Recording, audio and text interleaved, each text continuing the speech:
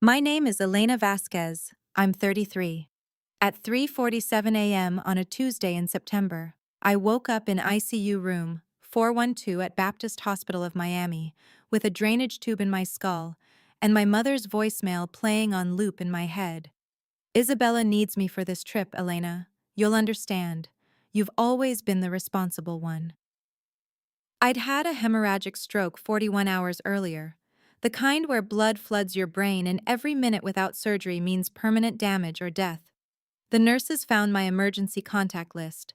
They called my mother 23 times. She answered once, from the airport, and said she'd call back. She never did. They called Marco, my stepfather. Voicemail. They called my sister Isabella, straight to voicemail. Then they found a fourth number buried in my phone contacts under Anonymous Scholarship Fund. A man answered on the first ring. He was at the hospital in 34 minutes. But I didn't know any of that yet. All I knew at 3:47 a.m. was that the chair next to my bed was empty, and my family was somewhere in the Bahamas scouting wedding venues on a trip I'd paid $8,200 for. Before I go on, if stories about standing up for yourself mean something to you, please hit like and subscribe, and tell me in the comments where you're watching from right now and what time it is there. The first clear memory I have is from 7 years ago. I was 26, 3 months into my first real job as an operations analyst at a mid-sized renewable energy startup called NovaVolt. I was making $64,000 a year and living in a studio apartment with furniture from Facebook Marketplace. My mother called at 11 p.m. on a Sunday. "Elena, I need your help." Her voice had that tight, controlled panic that always made my stomach drop. "It's Isabella. The dress shop is closing the trunk show early, and she found the perfect dress, but they need a $4,800 deposit by tomorrow or they're selling it to someone else." "Mom, I don't have $4,800. You have your savings. You told me you had $6,000 saved." "That's for emergencies." There was a long pause. Then, "This is an emergency, Elena. This is your sister's wedding. This is once in a lifetime. Are you really going to let her lose her dream dress over money?" I sent the $4,800. Isabella got the dress. I got a text 3 days later. "Thanks, I guess." That was the first one. Over the next 7 years, there were 47 more calls just like it. Venue deposit, photographer retainer, Bahamas venue scouting trip because Isabella couldn't make a decision without seeing it in person, bridesmaid gift boxes, rehearsal dinner upgrade, flowers, cake tasting travel, shoes, alterations, invitation calligrapher. Every single time, my mother would call with the same tight voice. Every single time she'd say, "Elena, I wouldn't ask if it wasn't important." Every single time, I'd check my account balance and feel my chest get tight and send the money anyway. I kept a spreadsheet. By the time I was 33, I'd sent exactly $187,400. And then, on September 3rd at 6:14 p.m., I collapsed in the NovaVolt parking lot with a splitting headache and vision going black at the edges. A coworker found me seizing next to my car.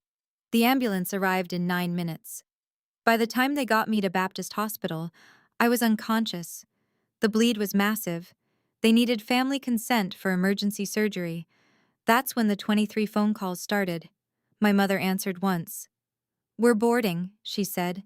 "Isabella's venue appointment is tomorrow morning, and the tickets were non-refundable. You paid for them, remember? Marco will sign whatever they need. Just email it." They emailed the consent form. Marco signed it electronically from the airport and didn't ask a single question. I was in surgery for 6 hours. When I woke up, I was alone. The nurse who checked my vitals at 4 a.m. was named Patricia. She was maybe 50, with kind eyes and this way of moving around the machines that felt practiced and calm. She saw me staring at the empty chair. "Your visitor's been here every night," she said quietly. "He just stepped out for coffee." "My stepfather came?" My voice sounded wrong, slurred. Patricia's face changed.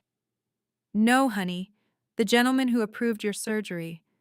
He's been here 7 nights straight. I don't understand. He arrived before the ambulance even got you to the ER, gave his authorization as next of kin, paid your entire hospital bill up front, $139,000. She adjusted my IV. Said he'd been waiting 32 years to meet you properly. My brain felt slow, full of fog. What's his name? Victor Langford. I didn't know anyone named Victor Langford. Let me take you back 11 years to something I'd almost forgotten. I was 22, sitting in the financial aid office at the University of Miami, staring at my laptop screen. I'd been accepted to the MBA program, but the tuition was $54,000 a year, and I had $1,200 in my bank account. My mother had made it very clear that they couldn't help. "We're paying for Isabella's wedding," she'd said. "You'll have to figure it out yourself. You've always been resourceful." I was about to close the laptop when an email appeared. Subject: Nova Future Anonymous Scholarship, Full Award. I read it 3 times. Full tuition, full room and board, 2-year guarantee. The only condition was maintaining a 3.5 GPA. No application required. They said I'd been identified as an exceptional candidate through our private selection process. I'd called the number listed. A woman with a professional voice confirmed everything. "Your benefactor prefers to remain anonymous," she said. "They believe in your potential." I cried in that financial aid office for 20 minutes. Then I went to class and never looked back. Over the next 11 years, I worked like I was trying to prove something to whoever had believed in me. I graduated top of my class, got hired at NovaVolt as an operations analyst, worked 70-hour weeks, got promoted to senior operations manager within 3 years, led the critical IPO operations audit under an 11-day deadline that should have taken 30 days. Our CEO, Reed Morrison, sent me an email at 2 a.m. on day 9 of that audit. "Elena, you're the only person I trust with this. If we miss this window, we lose everything. I know what I'm asking. I won't forget it." We didn't miss the window. NovaVolt went public 4 months ago. My stock options vested at $280,000. I was making $126,000 a year as director of operations. I'd sent my mother $187,400 over 7 years and still managed to save $43,000. And the whole time, I never knew who'd paid for the education that made all of it possible. The second clear memory after waking up in the ICU was my mother's voice. Not live. Recorded. The nurses had saved a voicemail she'd left while I was unconscious. Patricia played it for me without asking if I wanted to hear it. "Elena, it's Mom. I know you're upset, but Isabella needs me for this trip. The venue requires both parents to sign the contract, and the appointment is tomorrow morning. You'll understand when you're feeling better. You've always been the responsible one. We'll visit when we get back. The doctor said you're stable. Love you." I listened to it twice. Then I asked Patricia to delete it. She didn't. She said, "Sometimes you need to remember what people sound like when they think you can't hear them." I was in the ICU for 8 more days. My mother and Marco came back from the Bahamas on day 6, tanned, relaxed. They visited for 40 minutes on day 7. My mother brought flowers from the hospital gift shop and talked about the venue. How beautiful it was, how perfect for Isabella, how the pictures were going to be stunning. She didn't apologize. She didn't ask how I was. She looked at the drainage tube in my skull and said, "Well, at least they're taking good care of you." Marco stood by the window the whole time, checking his phone. Isabella didn't come at all. She texted, "Glad you're okay. Wedding planning is crazy, lol."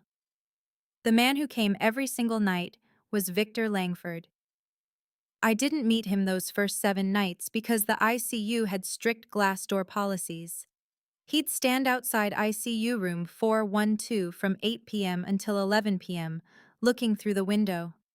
Patricia told me he'd stood there for over 3 hours the first night, just watching to make sure I was breathing.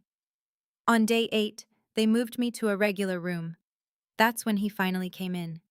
He was 64, tall, with silver hair, and this way of moving that felt careful, like he was afraid he'd break something just by being there. He held a small photograph in his hand. I recognized it immediately. It was me at age 2, sitting in a red wagon laughing. "Hello, Elena," he said, his voice cracked. "I'm your father." I should have been shocked. I should have had questions. Instead, the first thing I said was, "You paid for college." He smiled. It was sad and relieved at the same time. "I paid for everything I could without your mother finding out." Victor sat in the chair next to my bed for 4 hours that first visit. He told me everything. My mother had gotten pregnant with me when she was 25. Victor was 31, already successful, already building what would become Langford Ventures. They weren't married. Carmen panicked. She said a baby would ruin both their lives. Victor said he'd marry her. She said no. She wanted money, not a husband. So Victor gave her money. A lot of money. And Carmen took it and disappeared. She moved to Miami, met Marco within 6 months, married him within a year. She told Marco I was his. She told me Marco was my father. She told Victor to never contact her or me again, and if he did, she'd claim harassment and make sure he never saw me. I tried to respect her wishes, Victor said. But I couldn't stay away completely. I hired investigators to find you every few years, just to make sure you were safe. When you applied to college, I saw your financial aid application. You'd listed your family income at $41,000 and written an essay about wanting to help build sustainable infrastructure. He'd set up the anonymous scholarship that day, paid for my MBA, invested $1.8 million in NovaVolt when he found out I worked there, just so he could stay close to the company and hear about me through investor meetings. When I collapsed, his investigator called him immediately. He'd had someone monitoring my safety for 33 years. "Why didn't you tell me?" I asked. "Because I was a coward," he said simply. "And because I kept hoping Carmen would soften. That maybe one day she'd tell you herself, and we could meet properly." He looked at the photograph in his hand. "I've carried this picture every day for 31 years. I thought if I waited long enough, I'd get to walk through that door without turning your whole world upside down." "She's never going to tell me," I said. "I know." He squeezed my hand. For the first time in 8 days, I didn't feel alone. My mother found out about Victor on day 11. I was being discharged. Victor had come early to help me pack. He was folding my clothes into a bag when Carmen walked in with Marco and Isabella. My mother stopped cold in the doorway. Her face went white, then red. "What are you doing here?" "Helping my daughter," Victor said calmly. "Your daughter?" Carmen's voice went sharp and high. "You have no daughter. We had an agreement." The agreement was that I wouldn't force contact. Elena's 33 years old. She gets to decide who's in her life now. Isabella was staring at me like I'd sprouted a second head. "Wait, what? Mom, what's he talking about?" Carmen ignored her. She turned to me with this expression I'd seen 1,000 times before, the one that meant I was about to get lectured about responsibility. "Elena, this man is confused. Marco is your father. He raised you. He paid for—" "He didn't pay for anything," I interrupted. My voice came out flat and tired. "I paid for everything. I have the receipts." "That's not fair. We had expenses. Isabella's wedding cost me $187,400, I finished. I kept a spreadsheet. Want to see it?" Marco shifted uncomfortably.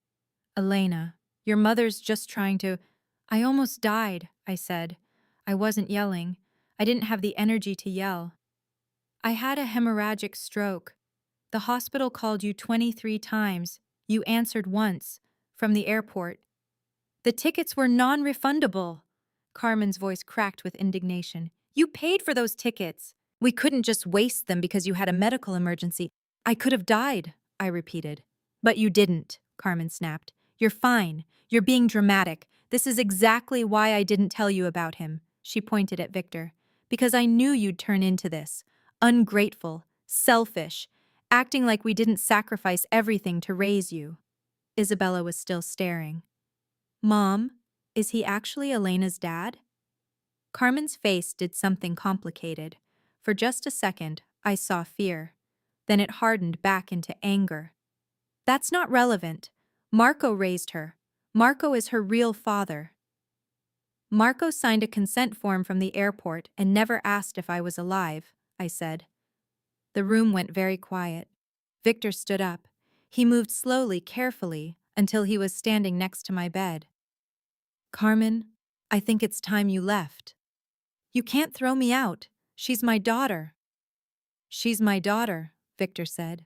And you left her alone, in an ICU, while you scouted wedding venues. Carmen's face twisted.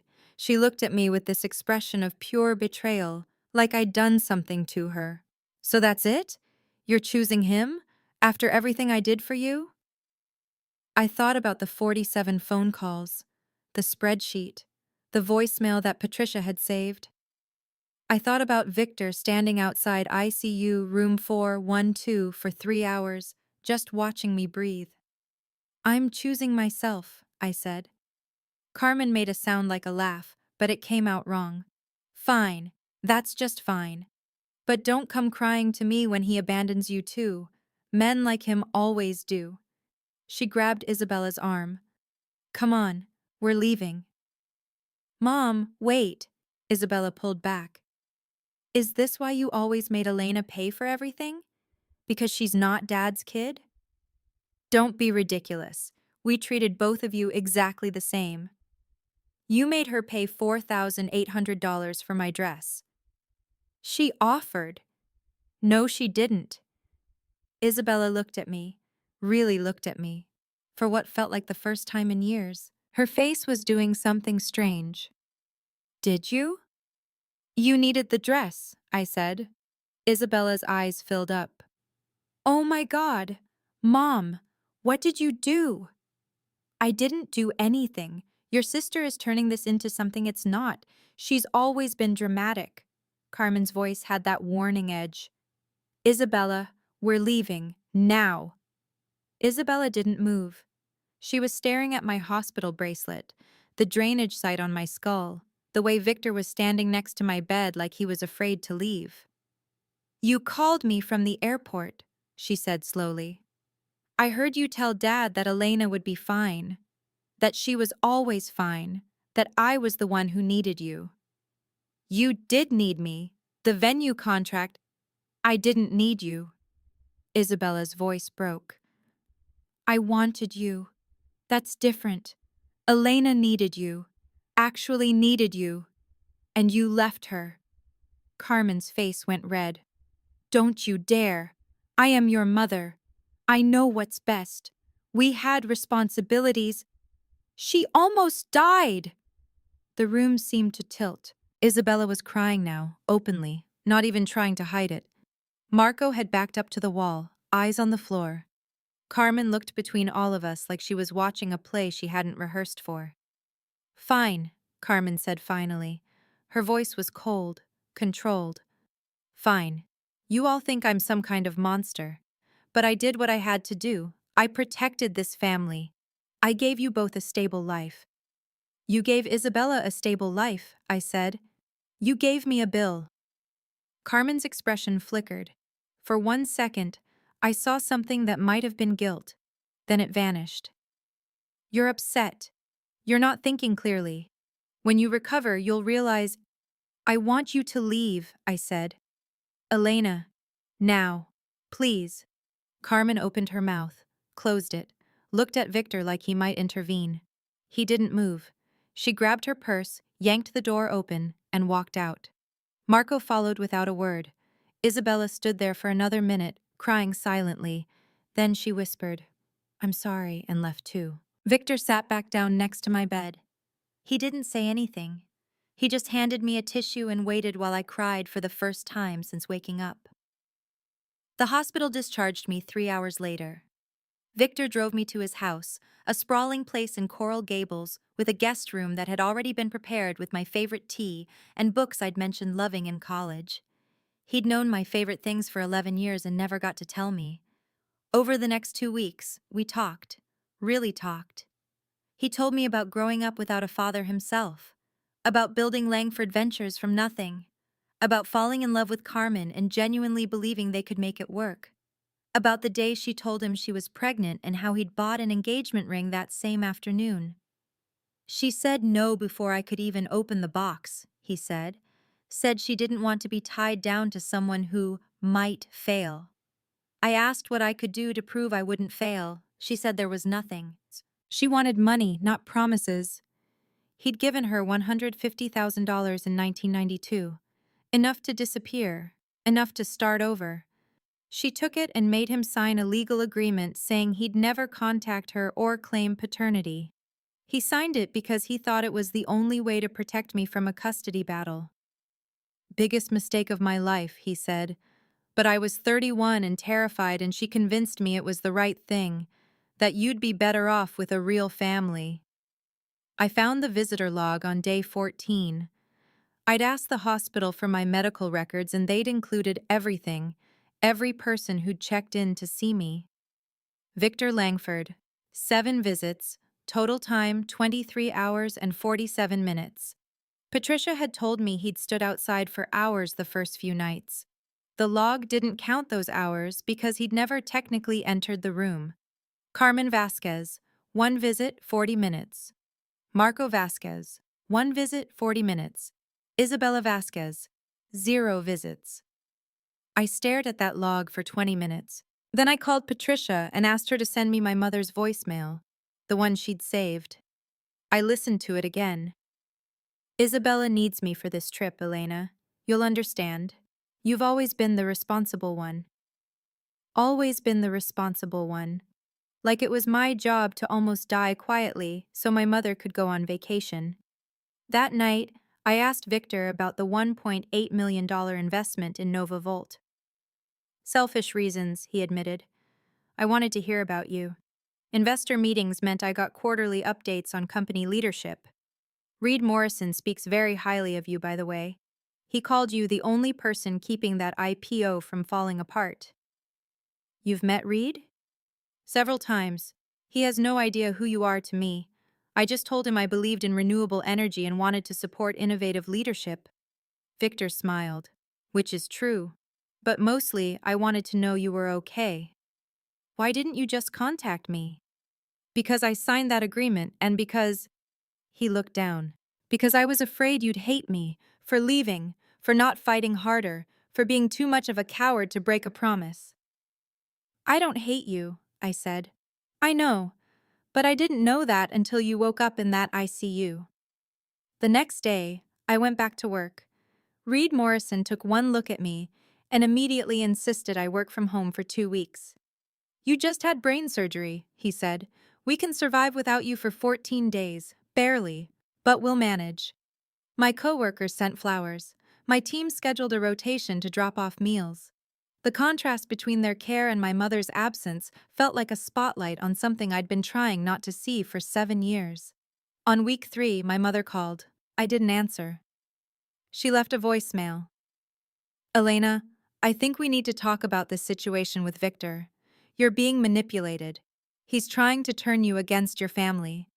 I know you're hurt, but you have to understand. We did what we thought was best. Call me back. We need to discuss this before Isabella's wedding. I don't want this drama affecting her day. I deleted it. She called 4 more times that week. I didn't answer. Isabella texted, Can we talk? I'm not making excuses for Mom, but I want to understand what happened. I texted back. I need time. She replied, Okay, I'm here when you're ready. It was the most honest interaction we'd had in years. Victor never pushed me to talk about Carmen. He never asked me to choose sides or demanded I cut her off. He just existed, steady, present, real. We had dinner together most nights. He taught me how to cook paella, his mother's recipe. We watched documentaries about architecture and renewable energy. We talked about everything except the 32 years we'd lost. Until one night in October, about 5 weeks after the stroke, when I asked him the question I'd been avoiding. Why did you pay the hospital bill? You didn't know if I'd ever find out. You could have stayed anonymous forever. Victor set down his wine glass. Because I couldn't stand the thought of you waking up to a $139,000 debt on top of everything else. And because, he stopped, started again. Because I've been standing outside glass doors watching you from a distance for 32 years. When they let me into that ICU room on day 8, when I got to hold your hand and say, "I'm your father" out loud for the first time, I realized I'd wasted so much time being afraid. I wasn't going to waste another second. You could have told me before. After I turned 18, the agreement didn't cover that. I know, I thought about it every single day, but Carmen had given you a family, Marco had raised you. I didn't want to blow up your world just because I was lonely. He looked at me. I was wrong. I should have fought harder. I should have been there. You were there, I said. You just didn't know I could see you. He smiled, sad and grateful at the same time. I've been carrying your picture for 31 years. I kept telling myself that one day, when the time was right, I'd get to meet you without destroying everything. But there's never a right time to tell someone their whole life was a lie. It wasn't a lie, I said. It was just incomplete. That's when he told me about the letter. When I found out you were in the hospital, Victor said slowly, when I drove there at 90 miles an hour thinking I might lose you before I ever got to say hello, I realized I'd been an idiot. I'd spent 32 years preparing for some perfect moment that was never going to come. So I wrote you a letter. Everything I should have said years ago. Everything I wanted you to know if I never got the chance to tell you in person. Where is it? In my office. I almost gave it to you while you were unconscious. But then you woke up, and I got to say it myself. He paused. Do you want to read it? I nodded. He stood up, disappeared into his office, and came back with an envelope. It was thick, expensive paper, and my name was written on the front in careful handwriting. Read it whenever you're ready, he said. No rush. I opened it right there at the dinner table. The letter was 3 pages, handwritten. It started, Dear Elena, if you're reading this, then I'm gone, and Carmen has already done exactly what I knew she would do. She's told you I'm a stranger. She's told you Marco is your real father. She's told you that my trying to contact you is manipulation or delusion or some desperate attempt by an old man to claim a connection that doesn't exist. None of that is true. I am Victor Langford. I am your biological father. I have been watching over you from a distance for your entire life, because your mother made me promise never to tell you, and I was too afraid of losing even the shadow of a relationship with you to break that promise. I was wrong. I should have fought harder. I should have told you when you turned 18. I should have risked Carmen's wrath and lawyers and threats because you deserved to know the truth. Instead, I convinced myself I was being noble, that I was protecting you, that keeping you safe from a distance was enough. It wasn't enough. I can see that now. And if you're reading this letter instead of hearing this from me in person, then I've run out of time to make it right. Do you remember applying for the Nova Future Scholarship? That was me. I've funded your education, your safety, your life in every way I could without revealing myself. I invested in Nova Volt because you work there. I paid your hospital bill because watching you lie in that ICU room for 7 nights, knowing I couldn't walk through that glass door and hold your hand, was the worst torture of my life. I have documentation to prove everything. The original paternity test from 1992, bank records showing the payments I've made over the years, the legal agreement Carmen made me sign. It's all with my attorney, Jonathan Chen, at 1440 Brickell Avenue, Suite 2100. He has instructions to give you everything if something happens to me. I need you to know something, Elena. You are not an obligation. You are not a burden. You are not someone I'm trying to claim for ego or legacy. You are my daughter. You have been my daughter every single day for 33 years, even though I couldn't say it out loud. When you were 2, Carmen sent me one photograph. You were sitting in a red wagon, laughing. I've carried that picture in my wallet every day since. Sometimes I'd pull it out in meetings, or at airports, or late at night when I couldn't sleep. And I'd think, that's my daughter. She's out there. She's smart and strong and brave. And one day, Maybe she'll forgive me. I hope you do. I hope you get this letter because I finally had the courage to tell you the truth in person, and we're reading this together, laughing at how overdramatic I'm being. But if you're reading this alone, if I'm gone and Carmen has already poisoned you against me, please know, I loved you. I have always loved you. And if there's an afterlife, I'll spend it watching over you still, hoping you're happy. The money doesn't matter. The investments don't matter. What matters is this. You deserve to know who you are. You deserve to know that someone chose you, not because they had to, but because from the moment I knew you existed, I couldn't imagine a world where you weren't my daughter. I'm sorry I didn't fight harder. I'm sorry I waited so long. I'm sorry I wasn't there. But I'm here now, in whatever way I can be. And I hope that's enough. All my love, your father, Victor Langford. I read it twice, then a third time. My hands were shaking so hard the paper rattled. Victor sat across from me, watching, not saying anything. You thought you might die, I said.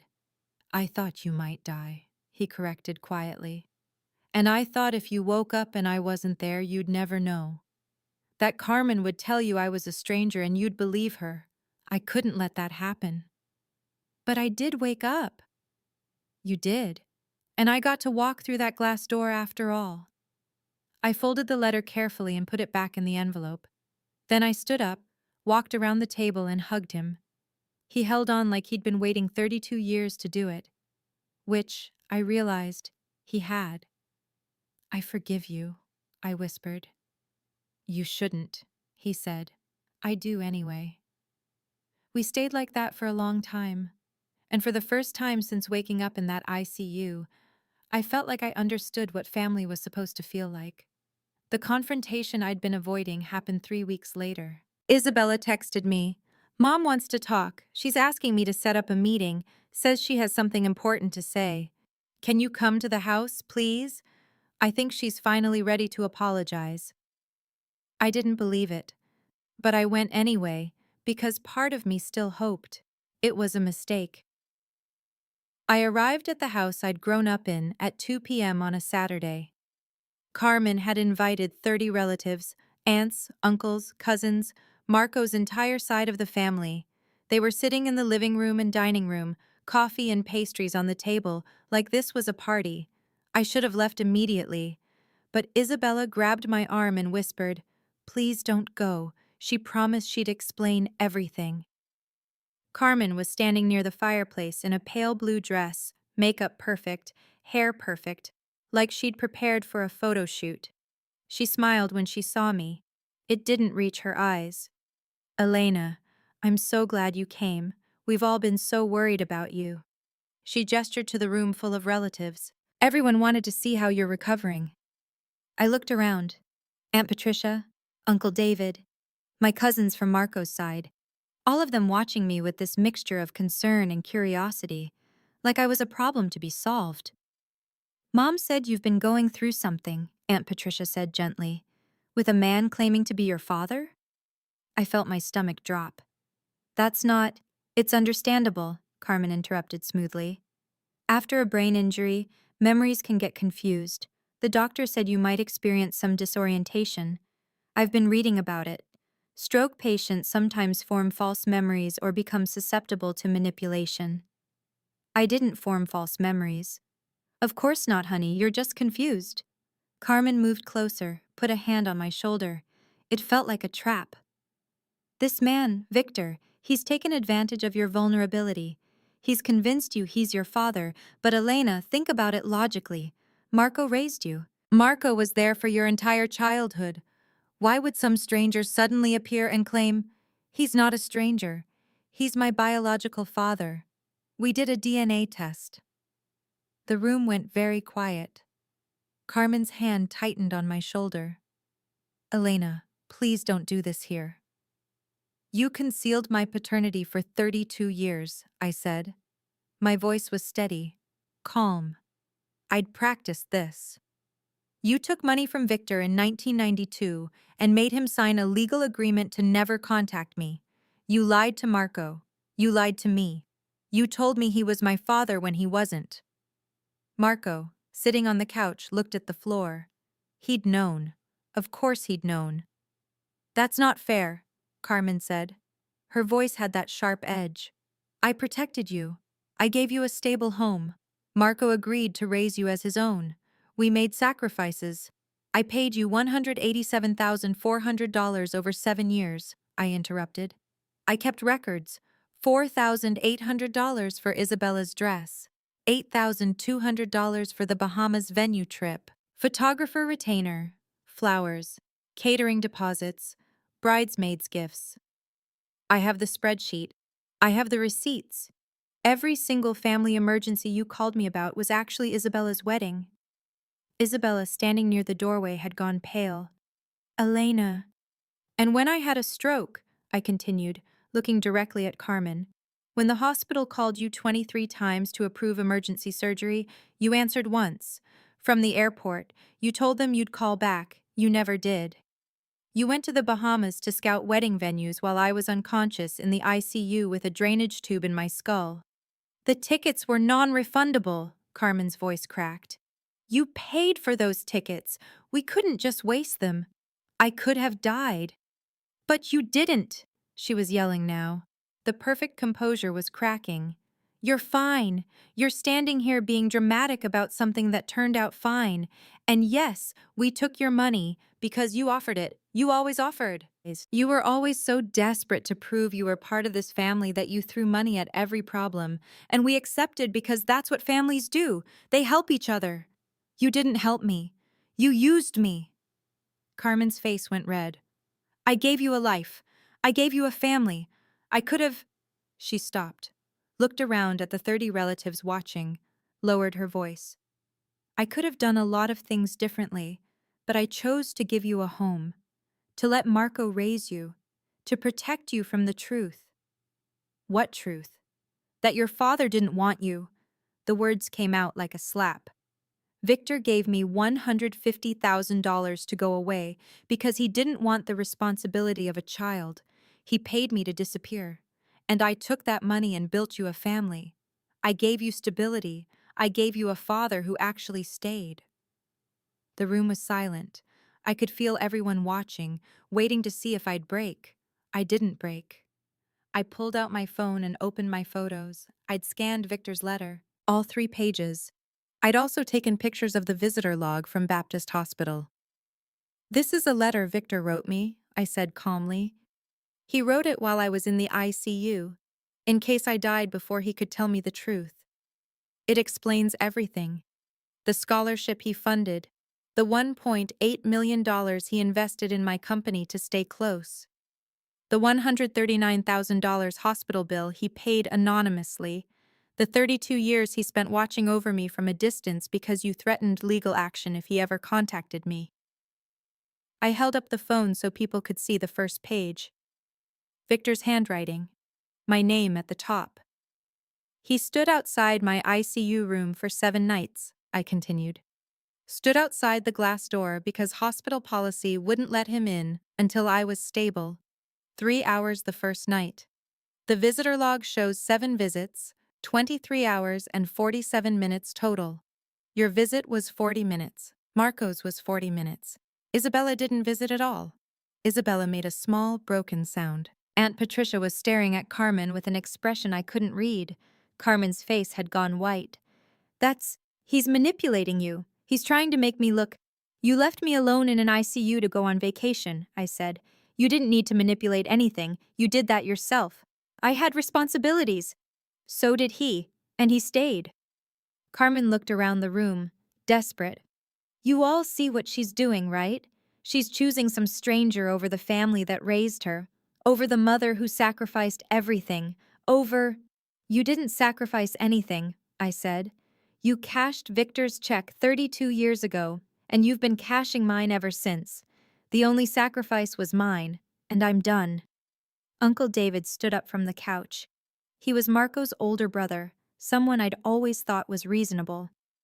Elena, your mother is upset. Maybe we should all take a breath and... Did you know? I looked at him directly. Did you know I paid for Isabella's entire wedding while Mom told everyone that we were handling it? He shifted uncomfortably, didn't answer. Did any of you know? I looked around the room. That I've been sending money for 7 years while Mom told you I was helping out occasionally? That I paid $8,200 for the Bahamas trip they took while I was unconscious in the hospital? Silence. A few people looked away. Aunt Patricia's expression had shifted from concern to something harder. You all knew, I said quietly. You all knew I was the one paying for everything, and nobody said a word, because it was easier to let me be the ATM than to tell Mom no. Carmen's voice rose, shrill and desperate. That's not fair. You offered. You always offered. I offered because you guilt-tripped me. My voice finally cracked. Not with sadness, with anger. Clean, hot anger. Every single call was the same. Elena, I wouldn't ask if it wasn't important. Elena, this is your sister's wedding. Elena, are you really going to let her down over money? I was 26 years old making $64,000 a year, and you asked me for $4,800 for a dress. I had $6,000 in savings. You knew that. You asked anyway. Because I knew you could afford it. You were always so good with money. I was good with money because I had to be, because I didn't have parents who paid for anything. I paid for my own college through scholarships and student loans. I worked full-time through grad school. I built my career from nothing because I didn't have a choice. You had scholarships, Carmen shouted back. Anonymous scholarships that paid for everything. You had it easy. That was Victor. The words came out loud enough to echo. Victor funded my entire education because he was my father and he couldn't be there in person, so he made sure I didn't drown in debt. He's been taking care of me for 33 years while you've been treating me like a checking account. The room erupted. Voices overlapping. Someone saying, Carmen, is that true? Someone else saying, I can't believe this. Isabella crying. Marco still sitting on the couch with his head in his hands. Carmen was shaking. He abandoned us. He abandoned you. He gave me money and told me to disappear. Because you told him to. I pulled up another photo on my phone, the legal agreement from 1992. This is the contract you made him sign. It says he agrees never to contact me or claim paternity, and in exchange you'd accept $150,000 and never pursue child support. You wrote this, Mom. Not him. You're the one who wanted money instead of a father for your daughter. Carmen stared at the phone screen. Her face did something terrible. I was protecting you, she whispered. I was protecting us. He could have taken you away. He could have fought for custody. He could have been my dad, I said. But you didn't let him. You chose money. And then you spent the next 32 years treating me like I owed you something for it. You did owe me. Carmen's voice broke. I gave up everything for you. I raised you alone because Marco didn't want another man's child, but I convinced him. I sacrificed my career, my life, my relationship with my family. Your family is right here, Aunt Patricia said quietly. Your family has been here the whole time. You just spent more time asking Elena for money than talking to the rest of us.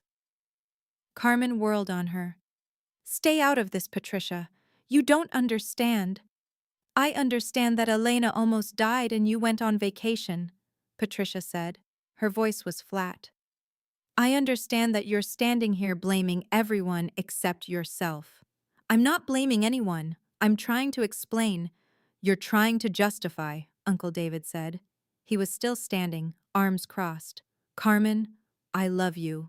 But this, he gestured around the room. This is not okay. You lied to everyone. You lied to Marco about Elena's father. You lied to Elena about Victor. You took her money for years and then abandoned her in the hospital. At some point, you have to stop making excuses. Carmen looked around the room desperately, looking for someone to back her up. No one moved. Fine, she said finally. Her voice had gone cold. Fine. You all want to make me the villain. Go ahead. But I did what I had to do to survive. I did what any mother would do to protect her children. And if Elena wants to choose some man who abandoned her for 32 years over the family that actually raised her, that's her choice. But don't expect me to apologize for doing my best. Your best almost killed her, Isabella said. Everyone turned to look at her. She was standing near the door, tears streaming down her face, holding her phone. Mom, I just read the voicemail you left while Elena was unconscious. The nurse sent it to her. She forwarded it to me. She held up the phone and pressed play. Carmen's voice filled the room. Elena, it's Mom. I know you're upset, but Isabella needs me for this trip. The venue requires both parents to sign the contract, and the appointment is tomorrow morning. You'll understand when you're feeling better. You've always been the responsible one. We'll visit when we get back. The doctor said you're stable. Love you. The silence after that voicemail was the loudest thing I've ever heard. Isabella was shaking. You told me Elena was fine. You told me the doctor said she was stable and we should keep our appointment because the venue deposit was non-refundable. You made it sound like she had a minor health thing. You didn't tell me she'd had a stroke. You didn't tell me she might die. You let me go try on dresses while my sister was in the ICU. I was protecting you, Carmen whispered. From what? From caring about my sister? Isabella's voice broke. I didn't even know she was sick until we got back. I thought she was fine. I texted her, glad you're okay, like it was nothing because you told me it was nothing. And then I found out she had brain surgery. Brain surgery, Mom. And we were in the Bahamas looking at flowers. The tickets were non-refundable. I didn't need flowers. Isabella was sobbing now. I needed my sister to not die, and you chose flowers. Carmen reached for her. Isabella, don't touch me. Isabella backed away, looked at me. I'm sorry. I'm so sorry. I didn't know. I didn't know any of it. The money, the lies, I swear I didn't know. I know, I said. I'm canceling the wedding. Everyone started talking at once. Carmen's face went sheet white. What? No. Isabella, no, you can't. I can't marry someone while my sister is. Isabella gestured helplessly at me. While this is happening, while you're doing this, I can't start a marriage with this between us. You're being irrational. The wedding is in 6 weeks. Everything is paid for. Elena paid for it, Isabella said flatly. Elena paid for all of it. And I can't stand up there in a dress she bought and pretend this is okay. I can't. She looked at me. Can I hug you? I nodded. She crossed the room and wrapped her arms around me, and we both cried. Over her shoulder, I saw Carmen's face. She looked like someone had ripped the floor out from under her, lost, confused, furious. This is what you wanted, Carmen said to me. You wanted to destroy everything. You wanted revenge. No, I said quietly. I wanted the truth. There's a difference. The truth, Carmen repeated. She laughed, but it sounded broken. The truth is that I gave up everything for you. The truth is that I loved you even when your own father didn't want you. The truth is that The truth, Victor's voice said from the doorway, is that you're a liar.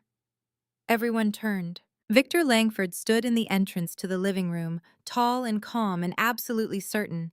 He'd driven me here, waited outside in the car. I'd texted him 10 minutes ago. I need you. He'd come. Who let you in? Carmen demanded. I let myself in. Elena's my daughter. She needs me. He looked around the room, meeting every person's eyes. My name is Victor Langford. I am Elena's biological father. I have documentation to prove it. DNA tests, birth certificates, the legal agreement Carmen forced me to sign in 1992, and 32 years of bank records showing every scholarship payment, every investment, every anonymous hospital bill I've paid trying to take care of my daughter from a distance because her mother threatened legal action if I ever contacted her directly. You gave me up, Carmen said. You told me to leave and never come back. You wrote a contract demanding I never claim paternity. You took $150,000 and told me if I ever tried to contact Elena, you'd accuse me of harassment and stalking and make sure I never saw her. Victor's voice was steady. I signed that contract because I was 31 years old and terrified, and I thought it was the only way to keep Elena safe. I've regretted it every single day since. He walked further into the room, stopped next to me. But I didn't abandon her. I stood outside. I watched. I waited. I funded her education. I made sure she had opportunities. And when she collapsed in that parking lot, I drove 90 miles an hour to get to the hospital because I wasn't going to let her wake up alone. You paid your way out of responsibility, Carmen said. No, Victor said. You priced me out of parenthood. There's a difference. The room was silent. Carmen was breathing hard, face red, eyes shining with tears or rage or both. I want you all to leave, she said finally. Get out. Get out of my house. It's not your house, Marco said quietly. Everyone looked at him. He was still sitting on the couch, but he'd raised his head. His voice was tired, defeated. The mortgage has been in my name for 15 years, Marco said. You wanted it that way for tax reasons, remember? Carmen's expression flickered. Marco, I'm leaving, he said. I'm filing for divorce. I've been thinking about it for years, but I didn't want to disrupt Isabella's wedding. But I can't do this anymore. I can't watch you lie to everyone and pretend it's love. You're leaving me? Carmen looked genuinely shocked. After everything I've done for this family? You didn't do it for the family, Marco said. You did it for yourself. You always have. He stood up, looked at me. Elena, I'm sorry. I should have done better. I knew you weren't mine, and I let Carmen treat you differently anyway. I told myself I was being neutral, but I was just being a coward. I'm sorry. Okay, I said. It was all I could manage. It's all I... Marco walked out. Then Aunt Patricia stood up and left without a word. Then Uncle David. Then the cousins. One by one, 30 relatives filed out of that living room until it was just me, Victor, Isabella, and Carmen. Carmen looked around the empty room like she couldn't believe what had just happened. They'll come back, she said.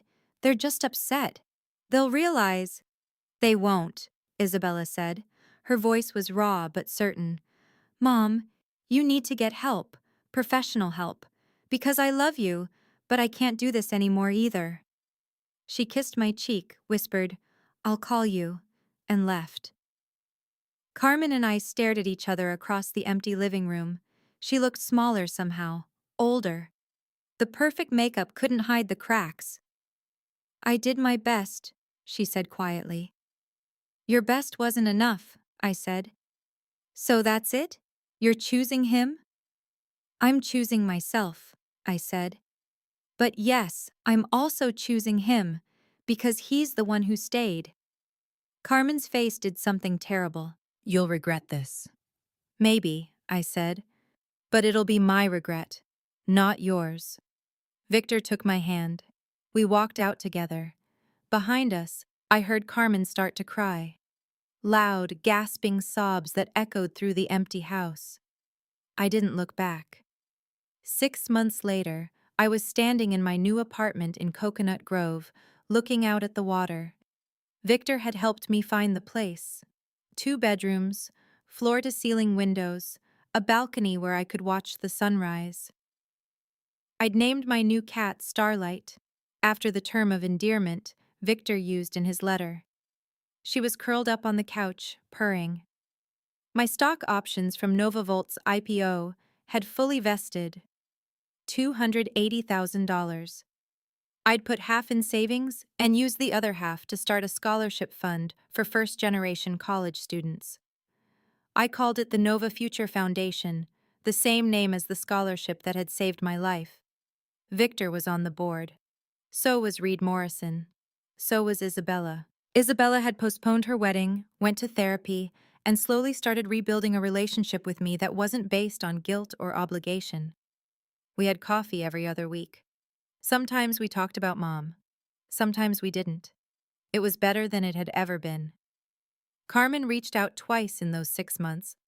Once through a lawyer, trying to claim I owed her money for raising me. Victor's lawyer shut that down in 48 hours. Once through Isabella, asking if we could start over, I said no. Maybe someday. But not yet. Marco actually did file for divorce. He sent me a card apologizing again and invited me to lunch. We met once. It was awkward but honest. He was dating someone new, someone who made him smile. I was happy for him. Victor and I had dinner together twice a week. We were learning how to be father and daughter 32 years late, figuring it out as we went. Some days it felt easy. Some days it felt impossible. But he showed up, every single time. That was enough. The ICU had discharged me with a clean bill of health. No permanent brain damage. No lasting effects. Just a small scar behind my ear where the drainage tube had been.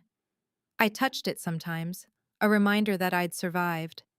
I thought about that voicemail a lot. You've always been the responsible one. Like my job was to almost die quietly so other people could live loudly. I'd spent 33 years being responsible, being the one who sent money, who showed up, who sacrificed, who stayed quiet, and the moment I stopped, the moment I chose myself, the whole house of cards collapsed. That's the thing about being the responsible one. You're not responsible for other people's lies.